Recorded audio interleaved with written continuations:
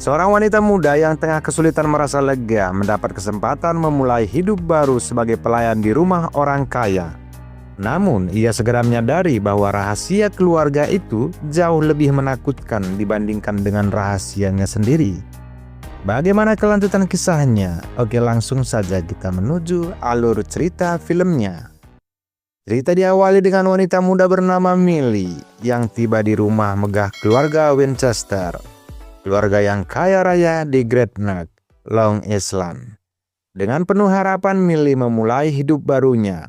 Di rumah itu, Millie bertemu dengan Nina, ibu sekaligus nyonya di keluarga tersebut. Millie melamar sebagai pembantu rumah tangga. Dia menyerahkan resume tebal berisi berbagai kualifikasi yang dalam narasinya sendiri ia akui sebagai kebohongan belaka. Millie sebenarnya baru bebas dari penjara setelah menjalani 10 tahun hukuman. Saat ini, ia menjalani pembebasan bersyaratnya dan hidup berpindah-pindah di dalam mobil dan hampir kehilangan harapan untuk diterima bekerja. Karena itu, panggilan telepon dari Nina Winchester yang menyatakan ia diterima bekerja terasa seperti sebuah keajaiban baginya. Kamar Millie berada di loteng dengan jendela tertutup rapat dan pintu yang hanya bisa dikunci dari luar. This is Cece's room. And a little miniature version of our house. A little bit small, but ta-da! I'm not here, you're downstairs. Di hari pertama bekerja, Millie terlihat canggung, di mana nyonya besar yaitu Nina sering meluapkan amarah secara tiba-tiba. Salah satunya ketika ia menuduh Millie membuang catatan penting pidato miliknya. Andrew selalu muncul sebagai penenang, meminta maaf atas sikap istrinya dan memperlakukan Millie dengan penuh empati. Here on the counter, and now they're not here. Where are you? Do you have a copy?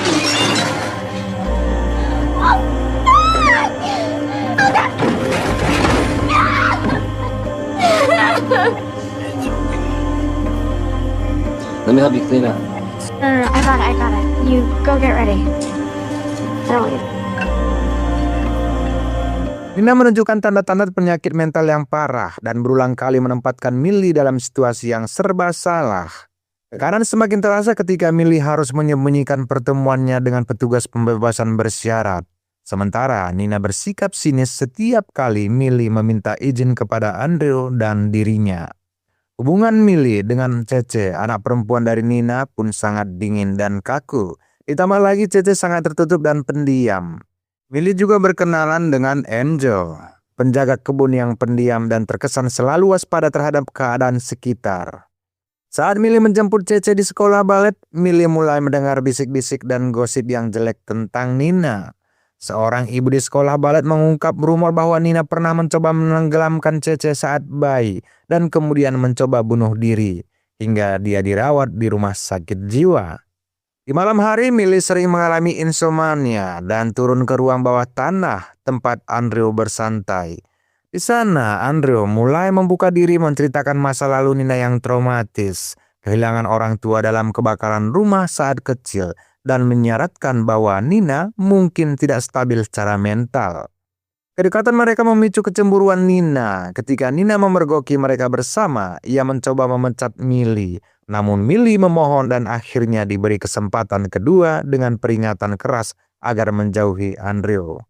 Esok paginya, sikap Nina berubah kepada Millie. Dia memberikan beberapa pakaian miliknya kepada Millie. Semua pakaian itu masih bagus dan jarang dipakai.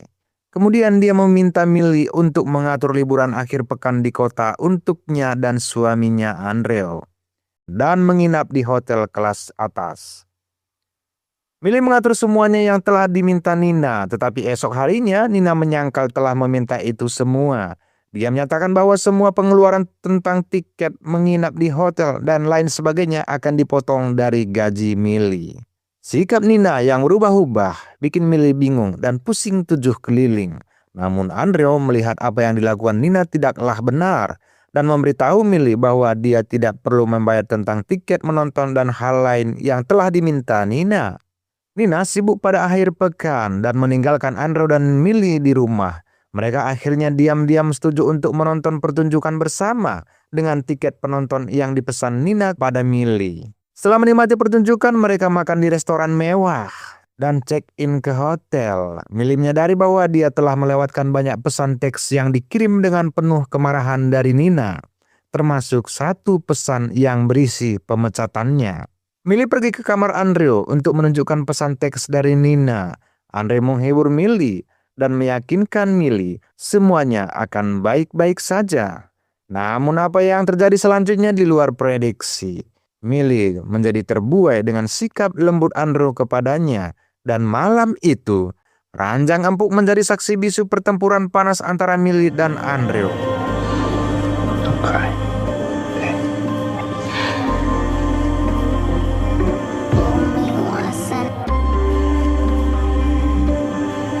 Shit, no.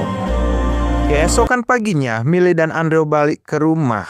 Mereka tidak menemukan Nina di rumah, namun beberapa menit kemudian Nina pulang. Dia berpura-pura memaafkan Millie tentang ratusan pesan teks yang diabaikan Millie. Dia bahkan meminjamkan mobilnya untuk berbelanja di sebuah supermarket. Namun Millie segera menyadari bahwa Nina telah melacak ponselnya dan mengetahui perselingkuhan antara dia dan Andrew. Polisi datang setelah mobil dilaporkan dicuri. Rupanya Nina menjebak Millie dan melaporkan mobilnya telah dicuri oleh Millie. Saat itu Millie menjadi panik. Hukuman bebas bersyaratnya akan segera dibatalkan. Namun Andrew datang, dia kembali tampil sebagai penyelamat dengan membebaskan Millie dari tuduhan pencurian. Sekembalinya mereka ke rumah, Andrew yang marah langsung melabrak Nina yang mengetahui perselingkuhannya setelah menemukan brosur pertunjukan. Kemarahan Andrew memuncak hingga ia meminta Nina untuk keluar dari rumahnya. Nina pun pergi dengan langkah kaki yang berat. I'm sorry, Nina, but I would like to leave my house. House? My house. My house. Should I go packing your things?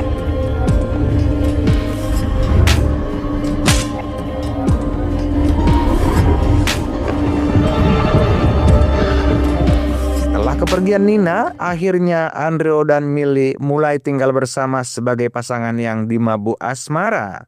Nina tidak masalah melihat Millie dan Andrew yang semakin lengket kayak perangko, karena semua yang telah terjadi merupakan rencana besar darinya untuk lepas dari Andrew. Suatu pagi, Millie sedang menyiapkan sarapan ketika dia secara tidak sengaja memecahkan piring porselen pusaka pemberian ibu Andrew. Andrew menenangkannya dan menyebutkan bahwa piring itu bisa diperbaiki. Millie mengumpulkan sisa pecahan dan memasukkannya ke dalam kantong plastik. Setelah Andrew pulang, dia dan Millie melakukan pertempuran panas di kamar loteng dan setelahnya mengunci Millie di dalamnya. Sementara Nina merayakan kebebasannya setelah diusir keluar dari rumah Andrew. Dia mulai menjelaskan masa lalunya dalam sebuah surat kepada Cece. Dia jatuh cinta dan menikah dengan Andrew setelah pertemuan mereka di sebuah rapat perusahaan, di mana dia mengungkap bahwa Andrew adalah seorang yang posesif ekstrim. Di awal pernikahan mereka, Andrew melihat ujung rambut Nina memiliki warna berbeda. Andrew memperdaya Nina agar masuk ke ruang di loteng yang sekarang menjadi kamar Millie. Kemudian dia benar-benar mengunci Nina di dalamnya. Andrew hanya meninggalkan Nina 3 botol kecil air selama dia terkunci di sana. Andrew menyuruh Nina sebelum ia membebaskannya dari ruangan. Nina harus mencabut 100 helai rambut dari kulit kepalanya beserta folikelnya. Setelah Nina melakukan seperti yang diperintahkan, Andrew memintanya untuk melakukannya lagi. Hanya karena salah satu rambut tidak memiliki folikel. Nina terpaksa melakukannya lagi agar bisa dibebaskan dari ruangan itu. Ketika akhirnya Andrew melepaskan Nina, ia membawakan sebotol kecil air yang langsung diminum Nina sebelum berlari menemui Cece. Nina kemudian menyadari bahwa air itu telah dibubuhi obat dan ia pun pingsan. Andrew merekayasa kejadian agar tampak seolah-olah Nina mencoba membunuh Cece dan dirinya sendiri. Nina kemudian dikirim ke rumah sakit jiwa dan ditahan di sana. Nina mencoba menceritakan cerita yang sebenarnya, tapi tidak ada satupun yang percaya, kecuali tukang kebunnya, Enjo. Demi bisa menemui Cece, ia terpaksa mengaku ke pihak rumah sakit bahwa sebelumnya memang pernah berupaya membunuhnya. Enjo mencoba meyakinkan Nina untuk meninggalkan Andrew, tapi Nina merasa itu mustahil karena Cece pun berada dalam kendali Andrew. Nina sengaja mempekerjakan Millie karena tahu bahwa Andrew akan terpikat pada Millie dan meninggalkannya demi Millie. Dengan keyakinan bahwa Millie yang pernah didakwa telah melakukan pembunuhan mampu melindungi dirinya sendiri dari Andrew. Kembali ke Millie, di mana Andrew memberitahu Millie bahwa dia dihukum karena telah memecahkan piring porselin dan mengumpulkan pecahan-pecahannya tanpa dicuci. Andrew memberinya sepotong piring porselin yang pecah dan meminta agar Millie mengiris perutnya sebanyak 21 kali agar dirinya dibebaskan. Dan itu sesuai dengan jumlah pecahan piring yang dibuatnya. Setelah Millie melakukannya, Andrew masuk ke ruangan bermaksud untuk membebaskannya. Mungkin Andrew tidak tahu bahwa Millie pernah dipenjara karena telah membunuh seorang pria yang memperkosa teman sekamarnya. Sebuah kebenaran yang menunjukkan bahwa Millie bukan korban pasif. Di sini jiwa pembunuh Millie kembali meronta dan segera menusuk leher Andrew dengan pisau keju yang disembunyikan Nina di loteng untuknya. Dia juga berhasil membalik keadaan dan mengunci Andrew di dalam ruangan.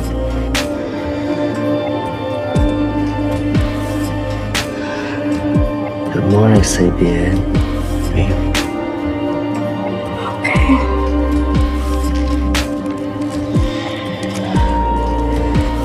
It's not with you, asshole.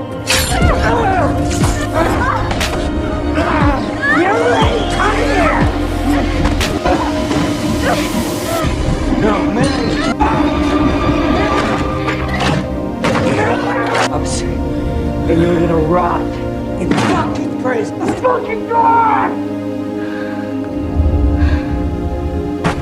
Let me out! Millie kemudian memaksa Andrew untuk mencabut salah satu gigi depannya dengan tang, yang akhirnya benar-benar dilakukan Andrew. Millie juga memecahkan piring-piring porselin kesayangannya dan akan membakar ruangan tersebut. Setelah mendengar saran dari Cece untuk menyelamatkan Millie, Nina secara diam-diam mengendap masuk ke dalam rumah dan langsung menuju ke ruang loteng. Mengira Millie masih terkunci di dalam. Nina malah membuka kunci pintu tersebut. Akibatnya Andrew menyerang Nina dan Millie, tetapi Millie berhasil lolos. Andrew mencoba membunuh Nina setelah dia menolak untuk memulai awal yang baru dan melanjutkan hidupnya bersamanya. Millie muncul kembali dan mendorong Andrew dari tepi tangga spiral hingga terjatuh ke lantai dasar, membuatnya tewas seketika.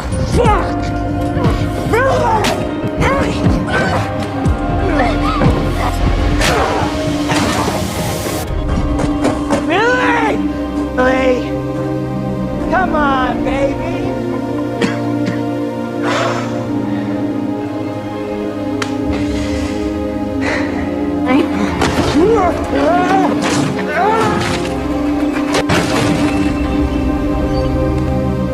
Nina menjatuhkan bola lampu yang pecah di sebelah Andrew untuk membuatnya tampak seperti kecelakaan, di mana seolah-olah Andrew terjatuh saat sedang mencoba memperbaiki lampu gantung. Saat menyelidiki insiden tersebut, polisi wanita bernama Jessica memperhatikan ketidakkonsistenan dalam cerita Nina, tapi tetap menganggapnya sebagai kecelakaan biasa, mengingat saudara perempuannya adalah tunangan pertama Andrew dan pernah mengalami nasib serupa.